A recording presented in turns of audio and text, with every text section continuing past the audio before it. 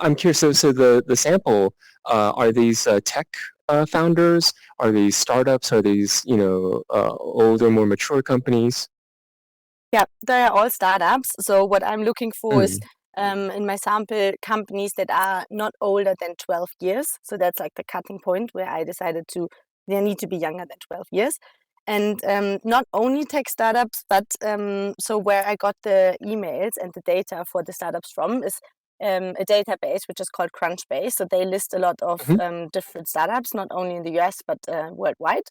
And I focus on the US because there are quite a lot of tech startups. And I assume, or at least this is also something that I control for, that tech companies tend to be more needy in terms of you need to have this dual focus to actually be successful, to actually make sure that you're not disrupted. So that's why I focus a bit on tech companies, but there are still also a bit of other companies that are not really tech focused. Got it. So let's go back to the ambidexterity and also the behavioral patterns. Love to Yes. understand what are any correlations or patterns that you might have found. What are the things that you measured? Yeah. So in the one study, I measure a lot of the team characteristics themselves. So I said, for example, the diversity part and then the team size, but also team creativity, for example. And then I Mm, also want to look at the financial situation of startups because, as you can yep. imagine, I mean, it is different whether you are funded by a VC, which are maybe more interested in like KPIs and really seeing that you are also process efficient and so on, Absolutely. versus versus being bootstrapped or being financed by a business angel. So I also look at like what is the financing situation of the startup that I'm currently looking at and how does that influence the strategic focus. And there also interestingly, a mix of investors actually does show a correlation to and actually like force the companies more to be in a dual focus mode, which also makes sense, Mm, right? Because then you also need to um, combine the different needs and the different interests of the various investors. And then last study that I'm doing is looking at the emotions of within the founding team. So researching actually the task and relationship conflicts. So conflicts that might emerge from such a dual focus within the startups to actually then see what also can be done in terms of mitigation measures to maybe mm. even avoid the conflicts to arise. You're saying when bringing together, diverse group of people, different backgrounds, different way of thinking, and different roles, that there might be opportunities for conflicts as well. And then you also Yes, looked into the mitigations for that. Yeah, that's really interesting. Yeah. yes. So what did you find? So what I found so far is that there is a construct which is called entrepreneurial bricolage, which is sort of a bit like you can do a lot with not too many resources. So if you have Mm, this kind of capability, then you are actually able to deal a lot better with the conflicts that might emerge from a dual setup. And this is kind of cool because this is actually something that a company can also work on. So it's quite practical in terms of what can startups then also learn from from my research and also what they can do to avoid conflicts that are driven by ambidexterity. and what are is there any sort of like a behavioral correlation between these are the founder personalities and these are the folks maybe more prone to more conflicts on a day-to-day basis, right? Or less, right? What can we learn from the behaviors and personalities we get thinking, right? Maybe things that maybe the founders have control over that they can think Yeah, about. Yeah. yeah, absolutely. And I mean, yes. So, for example, the functional diversity that we spoke about earlier, that actually has an impact on the task conflict, which is actually a conflict that you want to have. So, you want to have Mm, task conflicts when you really have productive conversation and discussion on a task.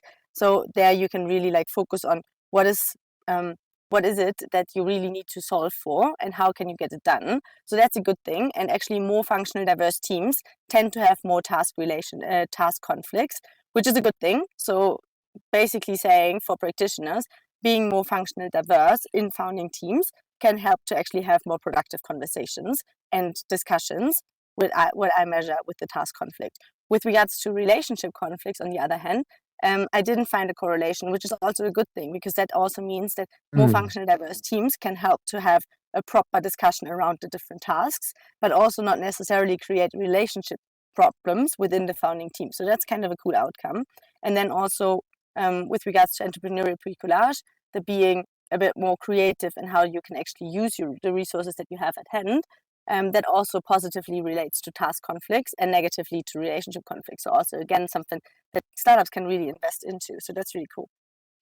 I appreciate that you separate conflicts into task conflicts, which is different people having different opinions on how the product should work, right? Having different input, different opinions, different perspectives they're representing, and that diversity. But then the relationship conflict may be personality-wise, right?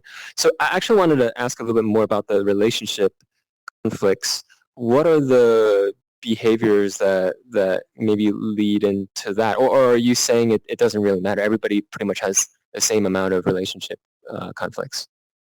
No, not quite. So there wasn't a significant correlation between the functional diversity part.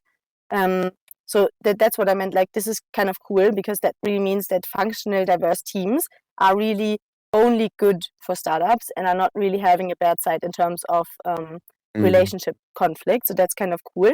But what I did find is that the way how you set up your company in terms of ambidextrous setup, so the way how you manage it. So, for example, we spoke about how you can actually be ambidextrous, right? So if you actually leave it up to the people to decide when to focus on what, that actually increases the relationship conflicts within founding teams. So basically saying that you could, at least from the results that I have up to now, the results indicate that you would avoid relationship conflicts if you set up structurally to separate the teams that focus on either exploration or exploitation, rather than leaving it up to the individual to decide when to focus on what. Interesting. So having a very structured process, areas of ownership, focus for each person at any given time. Yes, exactly. Very, very cool. What were something maybe something you didn't expect or something interesting that you found from the study that you discovered? Maybe you had a hypothesis going in, yeah, either it proved or disproved the hypothesis.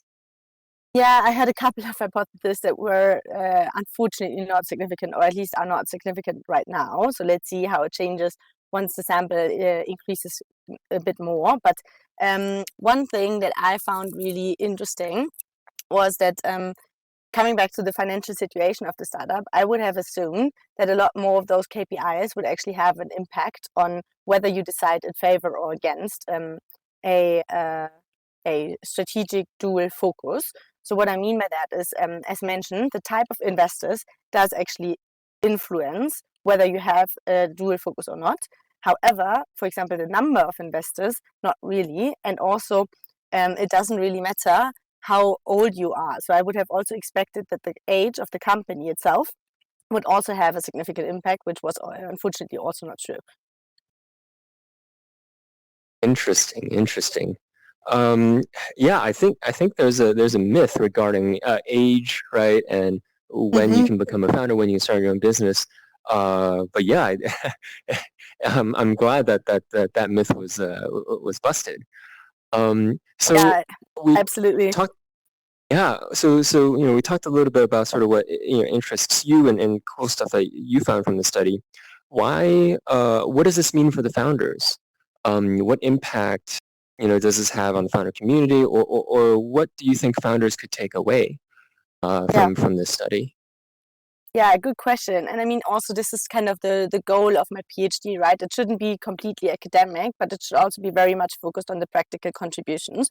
So one thing that I assume will help the founders is, actually, there are two contributions. So one, overall speaking, is, at least from my perspective, the entrepreneurship research is kind of under focus at the moment. So we really need to get more emphasis on the young firms, because still a lot of academics and a lot of researchers are focusing on the incumbent organizations, but they are very different to new ventures and young organizations. So there are different Why do you think that needs. is? That's a real problem. Why do you think that is?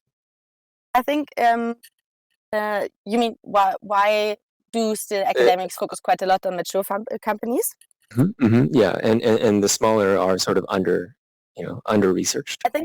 I think it's harder actually to research the smaller organizations, because it's really not that easy to get in touch with them. And then also, I mean, looking at a lot of new ventures, they really often also fail, right? So it is a lot easier to do, like, for example, longitudinal studies, so studies that go over multiple years with incumbent organizations that are around for forever already and that will stick around for forever most likely. So it's a lot harder to get into the new venture community, to get really like people that can work with you. And I mean, also from my experience from my survey, I mean, it takes like 15 to 20 minutes to complete the survey, which is quite a lot of time if you are like the only one working in a new venture, right? So it's not so obvious that they also have the time to invest and to really fill out the surveys. So I think that's a couple of reasons why it's quite hard to actually get also into touch from the new ventures, which is, I think, why a lot of people still focus on mature companies. However, we are picking up on that. And for example, the conference that I was mentioning in the beginning, the AOM, is one of the conferences where a lot of focus is actually on entrepreneurship. So that's really cool to see. That's that great. there are like so many researchers that are also now focusing a lot more on new ventures, which is really cool. Very cool. And speaking of researchers, for the students and sort of aspiring researchers in academia watching right now, what would you say to them? Tell us a little bit about what got you into research, your day in the life of Sandra. What do you like about your work? And something for our aspiring researchers out there. Yeah, I think one thing that I would really recommend them to do is continue doing what you're doing, because I think it's really important that we get more research on entrepreneurship. And I know it's hard to collect all the data, but it's totally worth it. And I think also you meet so many inspirational people that are founders themselves. So I just like got contacted by one of the founders who just reached out to have a chat with me to talk about my research and my life in general, which was so cool and really nice to actually get in contact and just to exchange with them. And this is like a great opportunity also for personal reasons, not only for academia, right, but also like for you personally to actually grow your network and then to continue getting to know awesome people. Absolutely. And I always believe where there's a problem, there will be people who create a solution to solve that problem. As a founder, as an entrepreneur of an early stage startup, I would say it's a huge black box. And like you said earlier, Sandra, a lot of startups fail early, and it's just it's a jungle out there. And if there was Absolutely. some sort of information and patterns that we can recognize, things that we can learn from, right? From studying the masses, and how entrepreneurship works, how entrepreneurship succeeds, things we should look out for. That would be extremely useful to us founders and entrepreneurs. So yeah, I definitely would appreciate the studies you're doing, Sandra, and appreciate a growing community of entrepreneurship researchers. Absolutely. Yeah, So thank I you. understand. Yeah, thank you. So I understand. So the study that you're doing right now, is it ongoing? Is there a way for folks watching this to participate in your study or your Yes. latest study if they're watching in the future?